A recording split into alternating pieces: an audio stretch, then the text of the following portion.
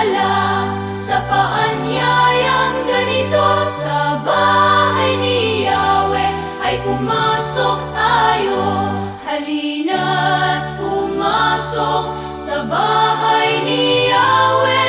Taglay ang dalangin at galak sa puso. Ako'y nagagalak sa paanyayang ganito. Sa bahay ni Yahweh ay pumasok tayo. Sa ngalan ng Ama, ng Anak at ng Espiritu Santo. Amen. Sumainyo ang Panginoon. At sumaiyo rin. Mga kapatid, panibagong araw, panibagong linggo, panibagong buhay, panibagong biyaya galing sa Diyos. Pero hindi natin matatanggap ang pagpapala at bendisyon ng Diyos kung may nananatili pa ring galit sa ating mga puso. Habang meron kang pagnanais na maghiganti sa iba, hindi bubuti ang iyong buhay, lalo pa itong mapapasama. Yan naman, para muli tayong makitang karapat-dapat makatanggap sa mga banal na misteryo, umpisa natin ang ating banal na misa sa pagpapakumbaba, sa paghiling, sa patawad ng Diyos.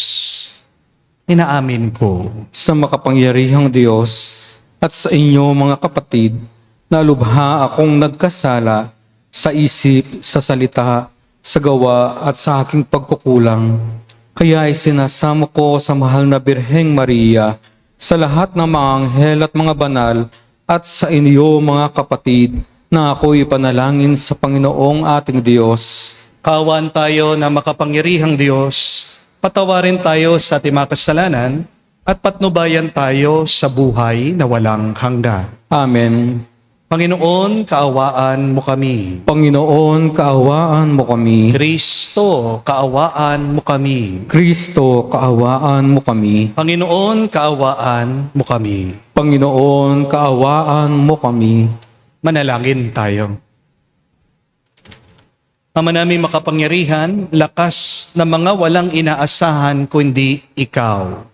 Ang pagluhog namin ay iyong pagbigyan, sapagkat kami mga tao lamang. Napawang manghihina kapag iyong iniwanan. Kaya naman kami lagi mong tulungan upang sa pagtupad ng iyong mga kautusan, ikaw ay aming mabigyang kasiyahan sa aming iniisip at ginagawa araw-araw. Sa pamagitan ni Jesucristo kasama ng Espiritu Santo, magpa sa walang hanggan. Amen.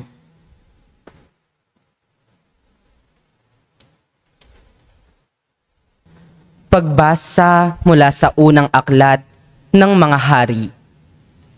Noong panahong iyon, si Nabat ay may ubasan na nasa tabi ng palasyo ni Akab, hari ng Samaria.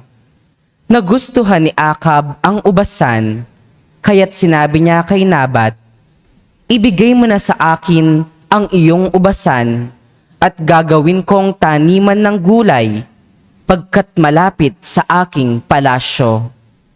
Papalitan ko ng mas mainam na ubasan o babayaran sa iyo."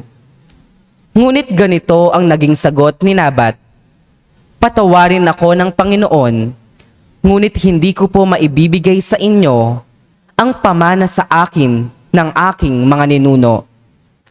Umuwi si Akab na malungkot at masama ang loob dahil sa sagot ni Nabat. Nagkulong siya sa kanyang silid, hindi makausap at ayaw kumain. Nilapitan siya ni Reyna Jezebel at tinanong, "Ano ba ang isinasama ng loob mo at di ka makakain?"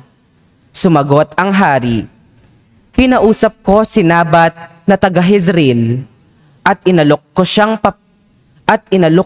papalitan o babayaran ang kanyang ubasan. Ngunit tinanggihan ako at ang sabi, hindi raw niya maaaring ibigay sa akin ang kanyang ubasan." Wika sa kanya ni Jezebel, "Halika na, kumain ka at huwag ka ng malungkot. Ireregalo ko sa iyo ang ubasan ni Nabat. Gumawa ang reyna ng ilang sulat sa ngalan ng hari. Tinatakan ng pantatak ng hari at ipinadala sa mga matatanda at namumuno sa lungsod na tinitirhan ni Nabat. Ganito ang sabi niya sa sulat. Ipag-utos ninyo ang isang pangkalahatang pag-aayuno. Patayuin ninyo si Nabat sa harapan ng karamihan. Kumuha kayo ng dalawang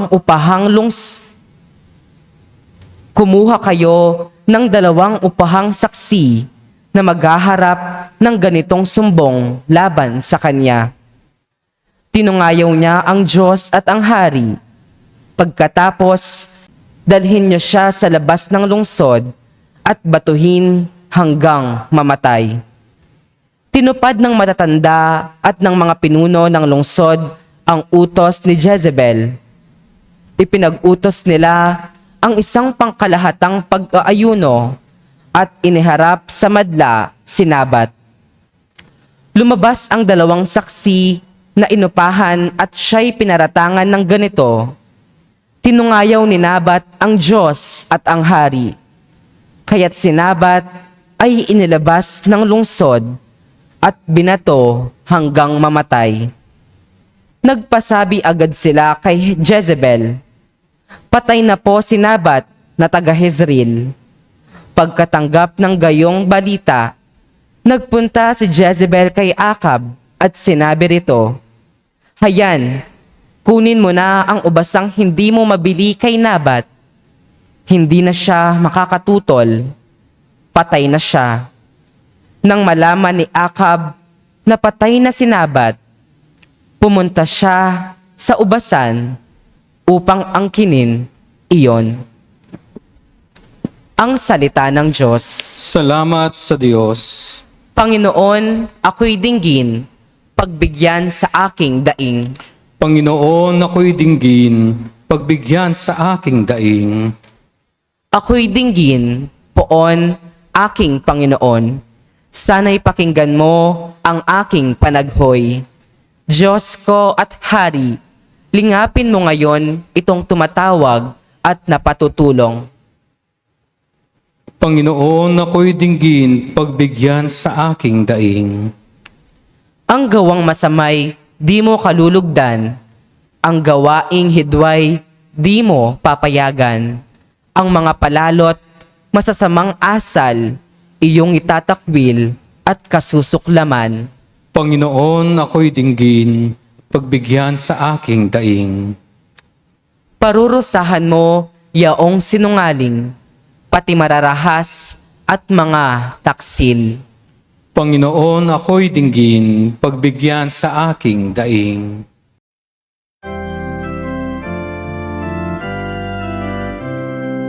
Alleluia, Alleluia, Alleluia,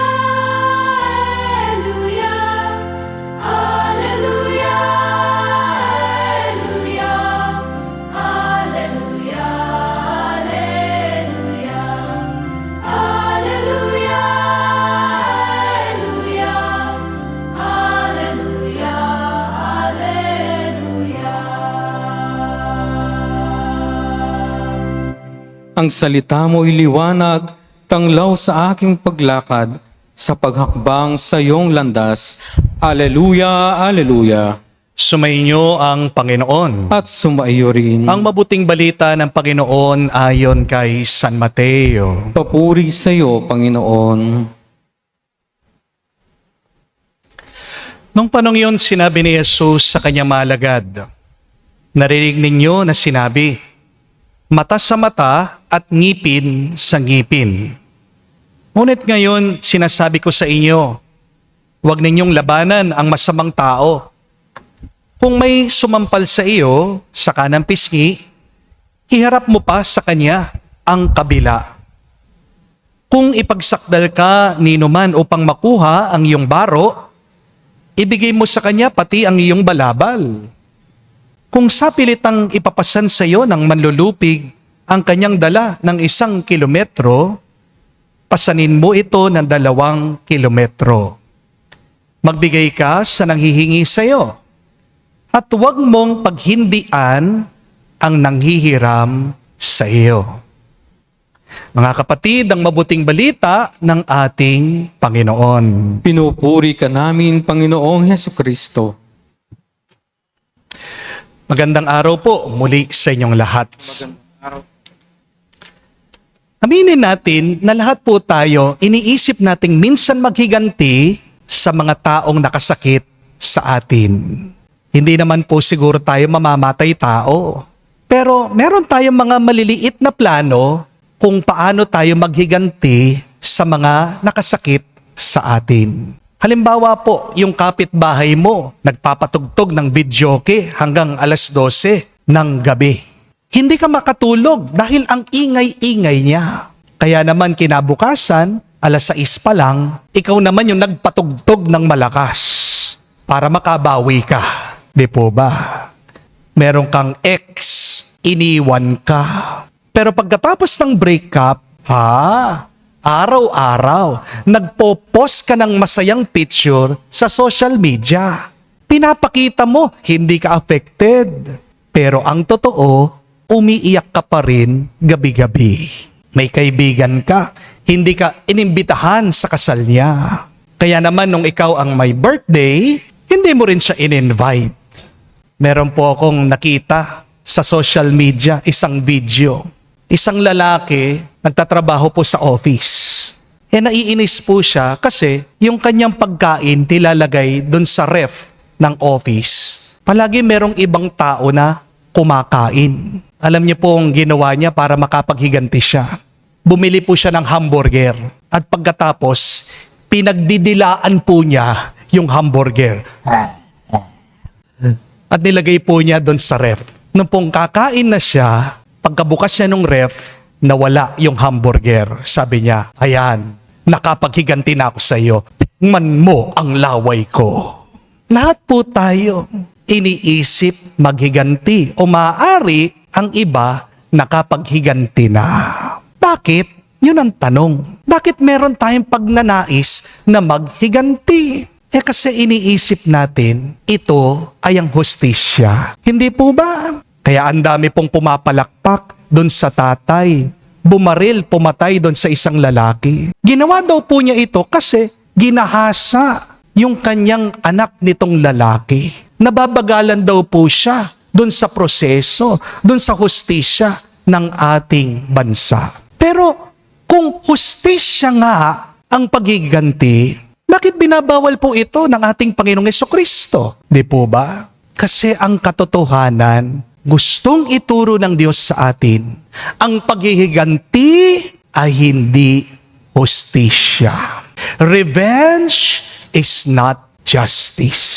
Dahil kapag naghiganti ka, nagiging masama ka rin. Bakit po sinabi ng ating Panginoong Hesukristo sa ating ebanghelyo? Kapag sinampal tayo, dapat iharap natin yung kabilang pisngi natin dun sa sumampal sa atin. Tinuturuan ba tayo ni Jesus na maging mahina, na magpaabuso sa ibang tao? Hindi po. Jesus is just saying to us that we should not repay evil with evil. Kasi kapag gumanti ka sa masama, gamit ang masama, ang bunga pa rin nito ay masama. No good comes from taking revenge. Ang kasabihan nga, kung ikaw ay maghihiganti, dapat humukay ka ng 2. When you take revenge, you make 2 graves. One is for your enemy and one is for you. Kapag naghihiganti ka sa masama, wala ka ng pagkakaiba dun sa masamang taong yun. Jesus is just saying to us, do not let the person's evil turn you into an evil person. Tandaan niyo po yan. Kapag ginawan ka ng masama ng iba, huwag mong hahayaan ang kasamaan nila, gawin ka ding masama sa pamagitan ng iyong paghihiganti. Tandaan po natin, ang apoy ay hindi po nakakapatay ng isa pang apoy. Kapag sinagot mo ng galit ang isa pang galit, ang bunga po niyan ay mas malaking galit. Di po ba? Kaya napakaganda po nung turo, nung sabi ni San Francisco ng Sales. He said that anger is a good slave, but a bad master. Mabuti pong alipin ang galit, pero masama yang amo. Huwag mong gagawing amo mo, boss mo, Panginoon mo ang galit. Masisira ang buhay mo. Amen? Opo, gamitin mo ang galit mo para itama ang mali. Pero, huwag mong gagamitin ang galit mo para manakit. Amen? Oo, magalit ka sa pambababae, pangangaliwa ng iyong asawa. Pero, hindi naman tama na murahin mo yung iyong asawa sa harapan ng ibang tao, lalong-lalo na sa harapan ng iyong mga anak o sa harapan ng kanyang pamilya. Oo, magalit po tayo sa korupsyon na nangyayari sa ating gobyerno. Pero, huwag ka naman maninira ng stoplight o kaya ng bakod sa pagrarally nyo. Ang problema ng paghihiganti kasi minsan ay sumusobra tayo sa paniningil. Amen? Kaya nga po, sabi ng Diyos, ang paghihiganti ay sa Kanya, hindi po sa atin. Vengeance is for God. It is not for us. Dahil mas alam ng Diyos paano niya ipantay ang lahat. Mas marunong ang Diyos kesa sa'yo. Mas alam ng Diyos ang kailangan niyang gawin para pantayin ang lahat. Kung gusto mo talaga magiganti kapatid, gawin mo yung payo ni Santa Teresa ng Lisieux. Saint Teresa of Lisieux once said that the best revenge is to become holy. Ang pinakamagandang klase ng paghihiganti ay pagiging banal. Kasi kapag ang tao na nakasakit sa iyo, nakikita ka na hindi ka niya nasira, nakikita niya na hindi ka bitter, nakikita niya na lalo kang nagiging mabuti, naiinis mo siya. At dito ka na nalalo, laban sa iyong kaaway. Ang tunay na tagumpay ay hindi po paglalamang dyan sa taong nakasakit sa iyo. Pero nagtatagumpay ka sa buhay kapag hindi mo nakakamuka yung taong nakasakit sa iyo. Remember that, my dear friends. You have won in life when you are not like your enemy. You have triumphed in life when you did not become like the evil person. Mga kapatid, habang meron po tayong pagnanasa na maghiganti, hindi tayo magiging masaya at malaya. Di po ba? Kaya tama po yung sinabi ni Martin Luther King Jr. Ang sabi po niya, ang paghihiganti ay pagpapatuloy ng kadena ng kasamaan. Taking revenge just continues the cycle of violence. At kapag naghiganti ka, nananatili kang nakatali dyan sa kaaway mo. Gusto niyo po ba yun? Nakatali ka dyan sa taong nakasakit sa iyo? Di ba hindi? Kaya hari nawa, mga kapatid, gayahin po natin si Kristo. Na kahit na may kakayahan, kapangyarihan ng ating Panginoon na maghiganti sa mga tao nakasakit sa Kanya, hindi siya nagiganti. Pinili ng Panginoon na magpatawad. Ano ang sabi ni Jesus habang siya'y nakapako sa krus? Father, forgive them, for they do not know what they are doing. Mga kapatid, ang kapatawaran po, hindi kahinaan yan. Ang kapatawaran ay kapangyarihang kontrolado. Ang kapatawaran ay hindi pagwawalang kwenta dun sa masakit na ginawa nila sa iyo. Ang kapatawaran ay hindi rin po pagtatapon ng hustisya. Kailangan nating magpatawad Kasi dito lang tayo lalaya sa mga taong nakasakit sa atin. Kailangan nating magpatawad para mawala yung sakit ng loob natin. Pag nagpatawad ka, oo, hindi mo man nakakalimutan yung nakalipas na mabigat, masakit o pangit. Pero pag nagpatawad ka, wala na yung sakit dyan sa loob mo.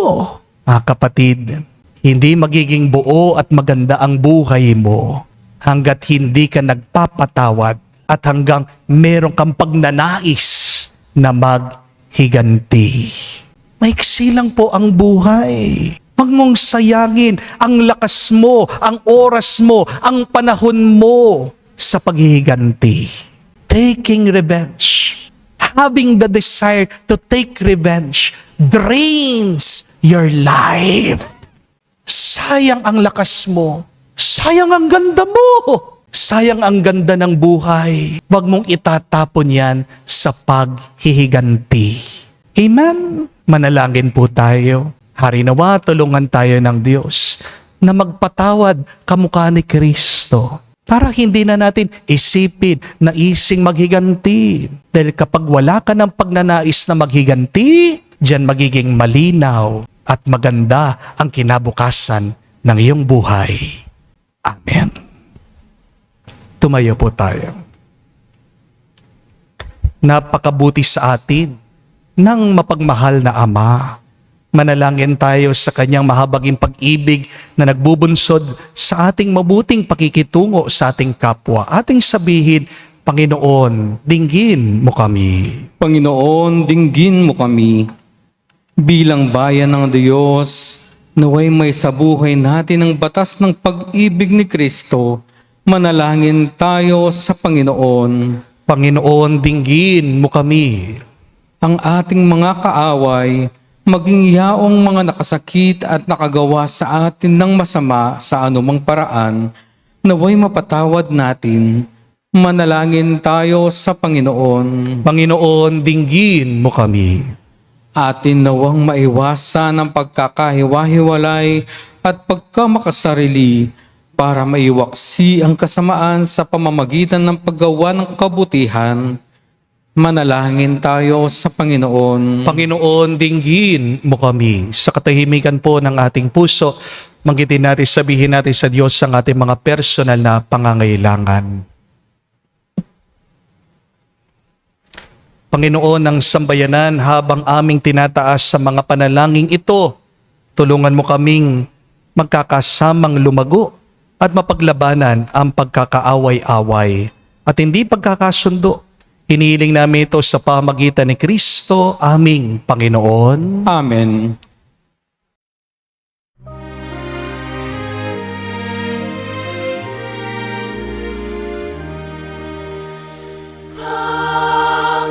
Panginoon, Panginoon, naririto akong inyong abang lingkod. Panginoon, Panginoon,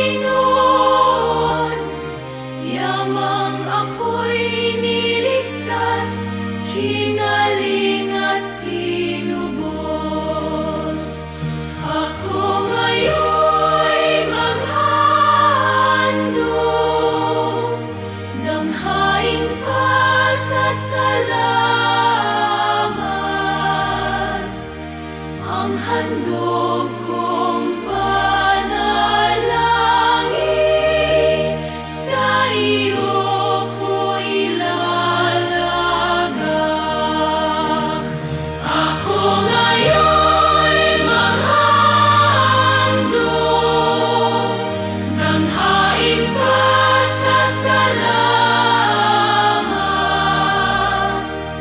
Ang handog kong panalangin,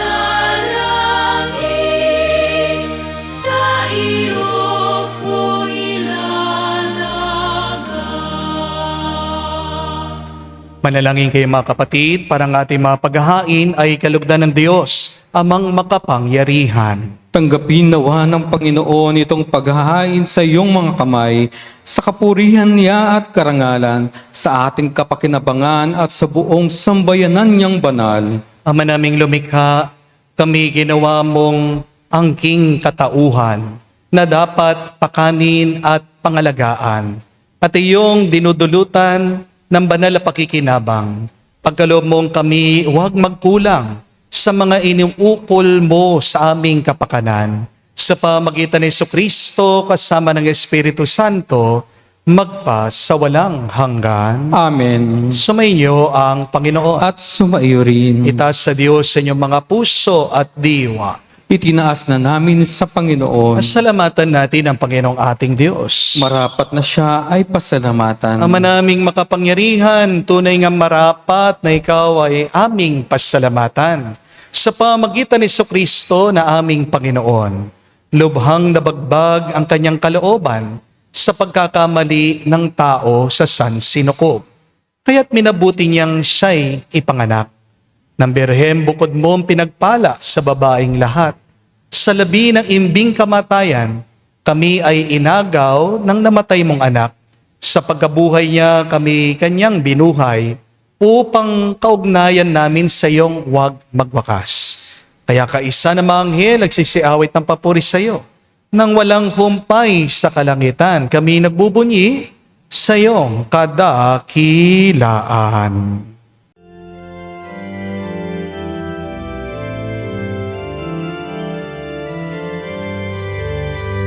Santo, Santo, Santo, Panginoong Diyos ng mga hukbo, napupuno ang langit at lupa ng kadakilan mo. Hosana, Hosana, sa kainasan, pinagpalang na paririto sa ngalan ng Panginoon. Hosana, Hosana, sa kainasan. Hosana, Hosana, sa kainasan.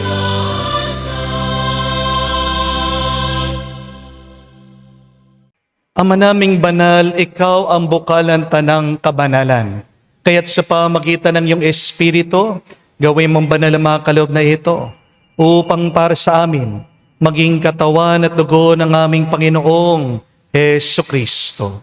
Bago niya pinagtiis ang kusang loob na maging handog, hinawakan niyang tinapay, pinasalamatan kanya, pinaghati-hati niya iyon, inabot sa kanyang malagad at sinabi, tanggapin ninyong lahat ito at kanin. Ito ang aking katawan na ihahandog para sa inyo.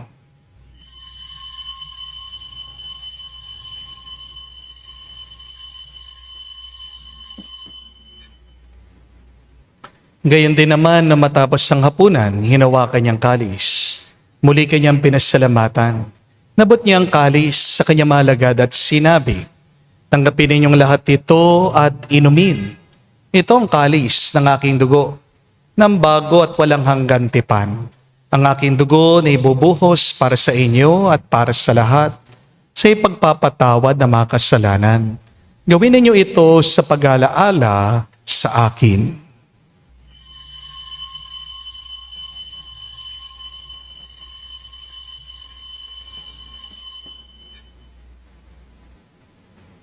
Ang misteryo ng pananampalataya.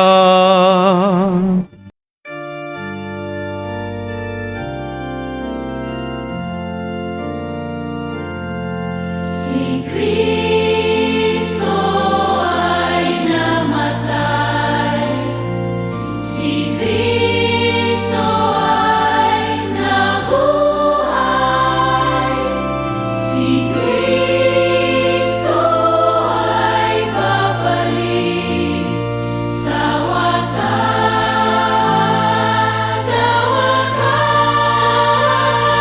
sa wakas ng panahon.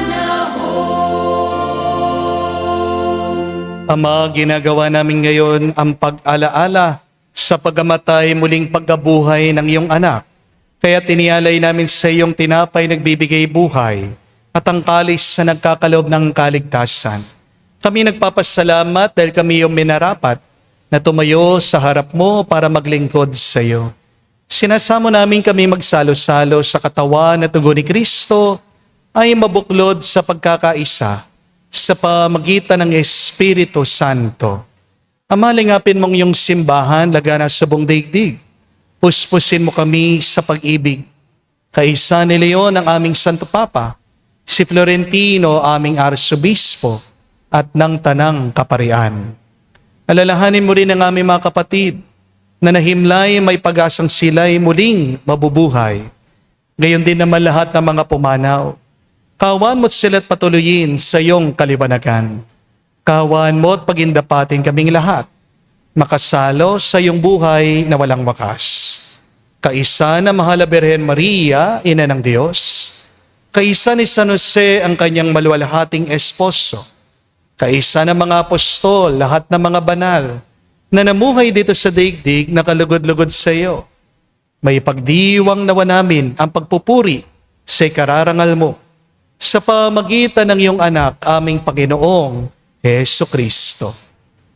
Sa pamamagitan ni Kristo, kasama niya at sa Kaniya, ang lahat ng parangal at papuri ay sa iyo, Diyos Ama, makapangyarihan, kasama ng Espiritu Santo, magpasawalang hanggan. Amen. Amen. Amen. Amen.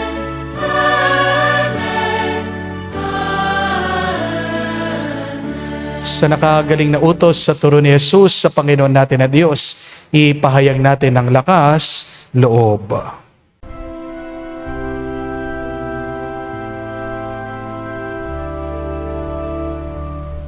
Ama namin, sumasalangit ka, sambahin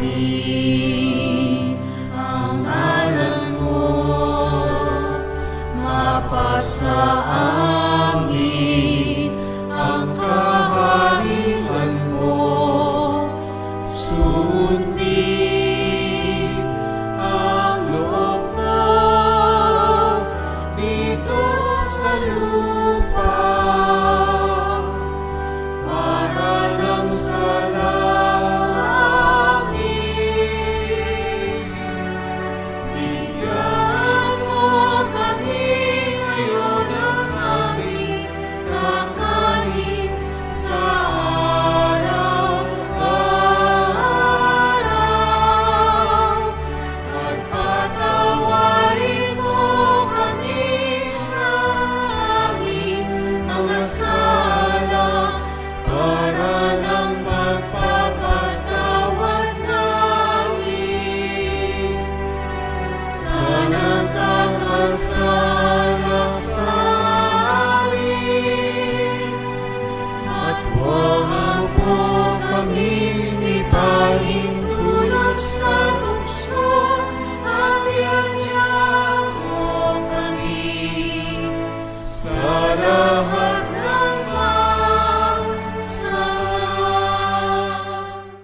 Hinihiling namin kami adya sa lahat ng masama, pagkalooban ng kapayapaan araw-araw, ligtas sa kasalanan, at ilayo sa lahat ng kapahamakan, samantalang aming pinanabikan ang dakilang araw ng pagpapahayag ng tagapagligtas naming si Hesu Kristo. Sapagkat iyo ang kaharian at ang kapangyarihan at ang kapurihan magpakailanman. Amen. Panginoong Hesu Kristo, sinabi mo sa mga apostol, kapayapaan ang iniwan ko sa inyo, ang aking kapayapaan binibigay ko sa inyo. Tunghayan mo ang aming pananampalataya at huwag ang aming pagkakasala.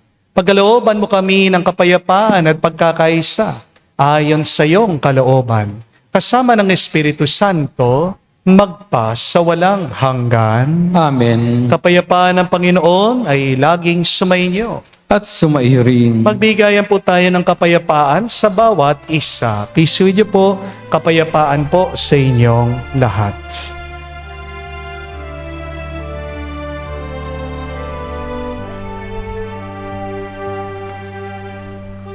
Kordero ng Diyos na nag-aalis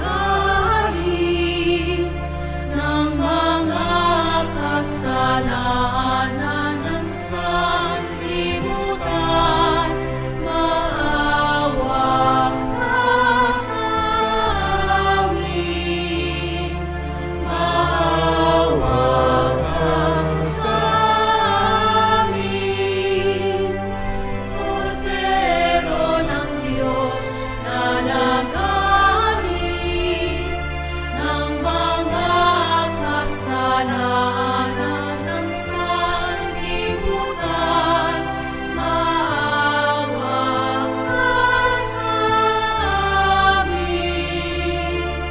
Maawa ka sa amin.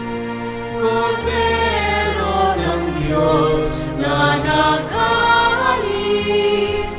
ng mga kasalanan ng sanlibutan, ipagkaloob mo sa amin ang kapayapaan.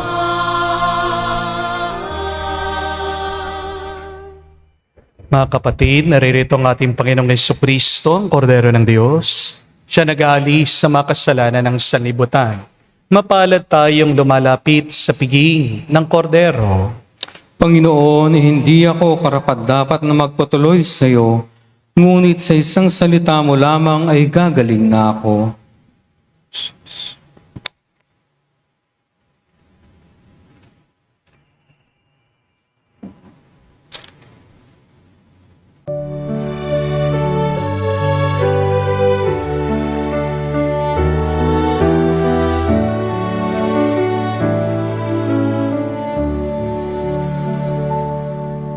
Tinapay na handog ni Kristo, na tinanggap natin ng buong lugod, alab ng pag-ibig sa sanlibutan, naging daan ng ating kaligtasan. Ang sa ating nagpalang Hari ng mga hari, na nagbahagi ng pagkain sa madla. Ang sa atin nagpalang Hari ng mga hari, na nagbahagi ng pagkain sa madla.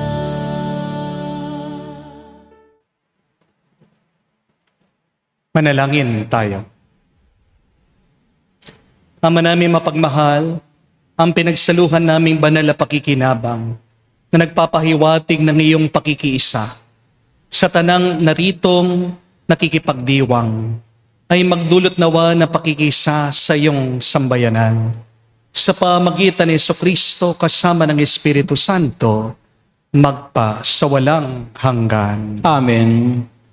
Mga kapatid, tandaan niyo po na hindi para sa atin ang paghihiganti. Yan ay para sa Diyos. Ang paghihiganti ay hindi hustisya. Baka sa iyong paghihiganti, lalo kang mapasama at baka meron kang ibang madamay sa iyong paghihiganti. Remember that the best revenge is by becoming holy, becoming a better person. When you take revenge, you do not become better. You become bitter. Kapag nagiganti ka, nauubos ang iyong lakas, iyong oras, ang iyong buhay. Mga kapatid, piliin nating magpatawad kamukha ng ating Panginoong Hesukristo. Ang pagpapatawad ay hindi paglimot sa hustisya. Ang pagpapatawad ay pag-uubaya sa Diyos. Niniwala ka na siya ang magpapantay ng lahat. Maniwala ka. Alam ng Diyos ang kanyang ginagawa. Bawat umaga, mabuti po na tayo'y magpasalamat. It's one of the best way to begin our morning. And yet, it is also good that we begin our day with forgiveness.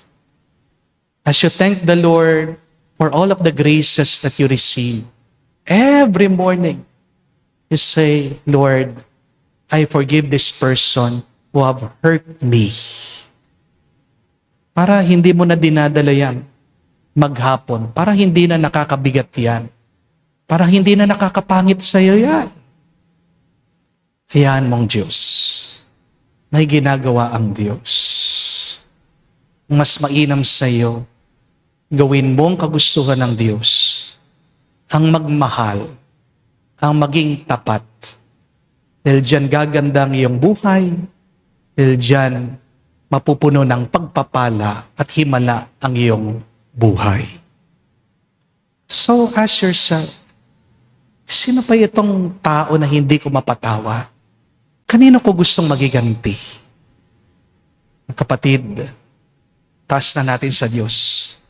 Iwan na natin sa Diyos yung sama ng loob natin para mapuno ang ating kalooban ng kabutihan, ng galak, at ng kapayapaan. Sumainyo ang Panginoon. At sumayo rin. At kayo basbasan ng Diyos, makapangyarihan sa lahat. Sa ngalan ng Ama, ng Anak, ng Espiritu Santo. Amen. Ang ating misa ay natapos na. Humayo kayo sa kapayapaan ni Kristo. Salamat sa Diyos.